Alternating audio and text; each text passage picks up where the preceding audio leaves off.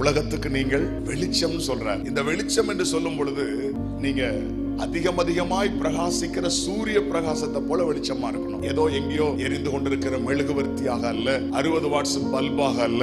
தோத்திரம், ஒரு 60 watts bulb ஒரு ரூமுக்கு தேவையான வெளிச்சத்தை கொடுக்கும். ஒரு ஹாலோஜன் லைட் ஒரு கிரவுண்டுக்கு தேவையான வெளிச்சத்தை கொடுக்கும். ஆனா சூரியன் உலகத்துக்கே வெளிச்சமா இருக்கும். ஆண்டவர் சொல்லுகிறார், நீதியின் சூரியன் உதிக்கும். இயேசு நீதியின் சூரியன். அவருடைய பிள்ளைகள் சூரியனை போல வெளிச்சமா இருப்பார்கள். தோத்திரம், எந்த இருளையும் கடந்து போகிற வெளிச்சத்தை கர்த்தர் நம்ம மேல வைத்திருக்கிறார்.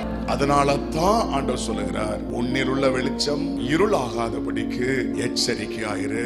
ஏன்னா உனக்குள்ள ஒரு வெளிச்சத்தை நான் வச்சிருக்கிறேன். அந்த வெளிச்சத்தை இருள் மேற்கொள்ள பாக்குது, பாவம் மேற்கொள்ள பாக்குது, உலகம் மேற்கொள்ள பாக்குது, பிசாசு உன்னை மேற்கொள்ள பாக்குது. ஆனா மேற்கொள்ள முடியல. ஏன்னா அந்த வெளிச்சம் உள்ள இருக்குது.